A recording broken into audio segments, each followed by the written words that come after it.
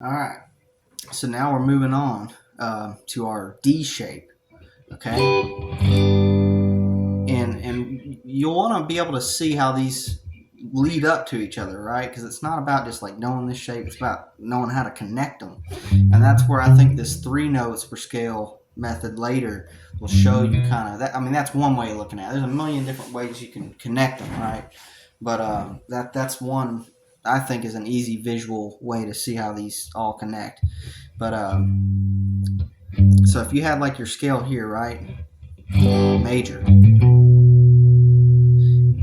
you can go here 1, 2, 3, right. So there's your third. Okay, so it's the same thing is what I'm trying to say.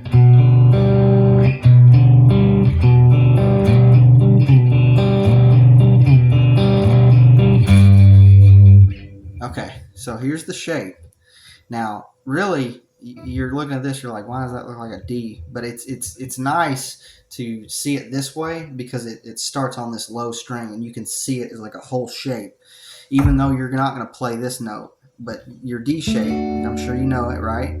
Like if you're playing a D major chord, D minor, and then D7. Okay, so in this case, it's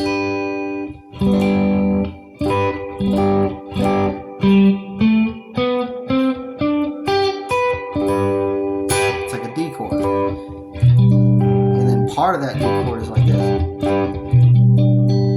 So what I got is my middle finger up here on the 7th fret. And then we're not going to play the notes in between. So we're not going to play this A string here. We're going to kind of mute that with our middle finger, kind of angled down.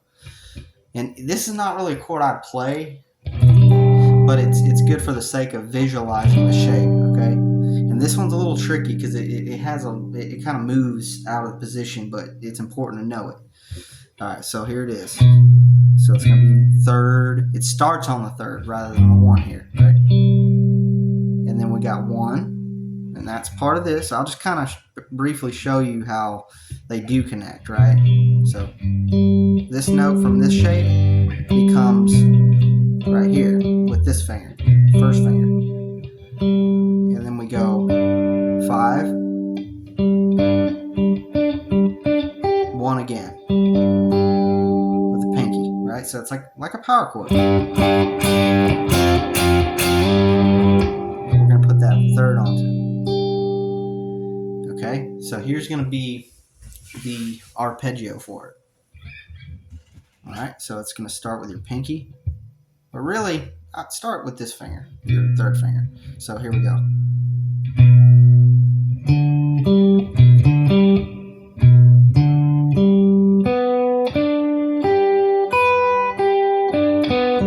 This one's kind of tricky, but I'll go real slow.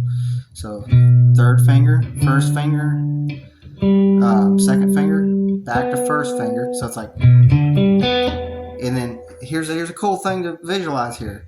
So how I did this right here. This little thing right here, that's a triad within this position. Right, so like an E shape. So that E shape is also at least this part of it, right? If you forget the bar, just this triad. See how that looks like an E? Right? It's within this position. So we're going to go pinky.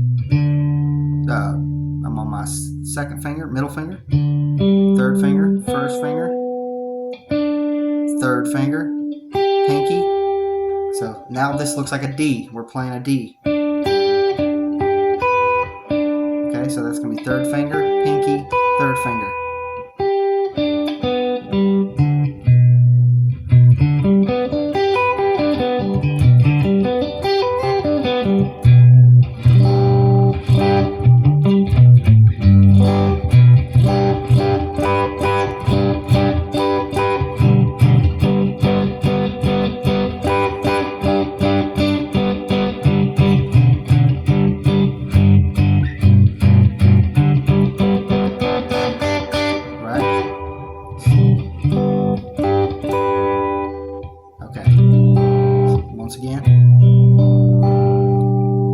there's several triads within that shape. You got this one, even though when you're playing the chord itself, you omit some notes, right? Because you can't really, make this into a thing you can navigate.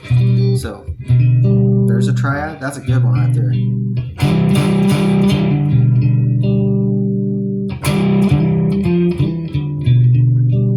And then we got this one. And this isn't a triad, but it's good for the sake of seeing the shape, right? And then you have this, your D, right? Move this